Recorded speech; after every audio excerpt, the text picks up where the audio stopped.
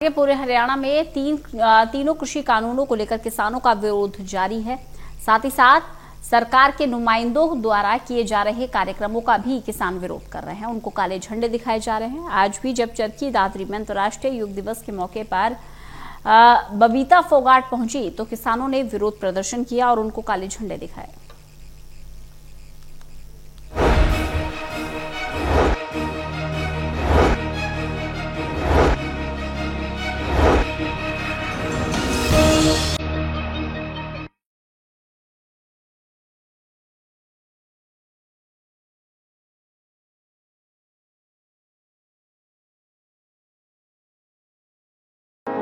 हरियाणा में किसानों की तरफ से बीजेपी जेजेपी नेताओं का विरोध जारी है। चरखी दादरी में सोमवार को अंतर्राष्ट्रीय योग दिवस के आयोजन में हिस्सा लेने पहुंची महिला विकास निगम की चेयरपर्सन और बीजेपी नेत्री बबीता फोगाट को किसानों ने काले झंडे दिखाए।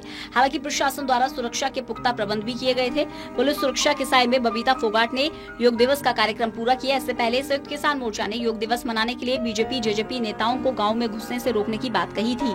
प्रदर्शन के दौरान पुलिस द्वारा सुरक्षा के पुख्ता प्रबंध किए गए थे। जैसे ही किसानों ने काले झंडे के साथ कार्यक्रम स्थल की ओर कूच किया, पुलिस ने उन्हें बीच में ही रोक दिया। किसानों ने फोगाट खाप प्रधान बलवंत नंबरदार की अगुवाई में बबीता फोगाट के खिलाफ नारेबाजी की और कहा कि जब तक कृषि कानून रद्द नहीं होते इसी तरह से विरोध जारी रहेगा।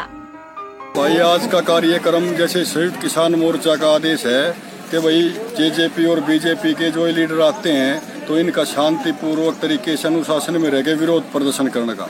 तो आज जैसे ये योग दिवस का प्रोग्राम है, योग दिवस का प्रोग्राम था तो योग हमारे देश की धरोहर है, योग दिवस मनाना चाहिए। लेकिन हम सरकार से ये कहना चाहते हैं कि भी प्रशासन एसपी साहब है, डीसी साहब है, इनके द्वारा योग दिवस मना लेना चाहिए। इन नेताओं को क्यों बुलाते हैं? तो भाई ये नेता आते हैं तो बीजेपी और जेजेपी के तमाम लीडरों का बहिष्कार है, आगे भी जारी रहेगा। जब तक आंदोलन चलेगा तब तक इनका बहिष्कार ऐसे ही जारी रहेगा। वहीं बबीता ने किसानों के विरोध को लेकर कोई टिप्पणी नहीं की। कहा कि योग करने से अधिकांश बीमारियों को दूर किया जा रहा है। सरकार द्वारा कोरोना से निपटने के लिए व्यापक प्रबंध किए गए हैं। इस समय के हालातों को देखते हुए वैक्सीन लगवानी चाहिए। यही संदेश देना चाहते हैं कि देखिए हमारे देश के अंदर जो आज के आंकड़े बताते हैं वो 75% युवा जो हैं वो बहुत सी बीमारियों से ग्रस्त हैं। तो ऐसे में हमारा देश विकसित कैसे होगा? अगर हमें अपने देश को आगे लेके जाना है तो सबसे पहले हमें अपने आप को स्वस्थ रखना है। और ये पहल माननीय प्रधानमंत्री नरेंद्र मोदी जी ने भी की है।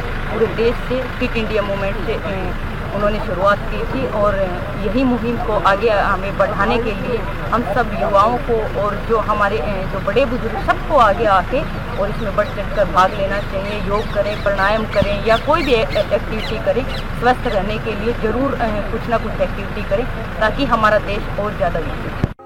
बहरहाल किसानों का कहना है बीजेपी और जेजेपी के नेताओं को पहले ही किसी भी कार्यक्रम के लिए गांव में आने पर विरोध करने की चेतावनी दे दी गई है। सरकार लगातार षड्यंत्र रचकर आंदोलन को तोड़ना चाहती है, लेकिन वे अपनी मांगे पूरी होने तक घर नहीं जाएंगे। Pradeep Sahu, total news, Charkhi Dadri.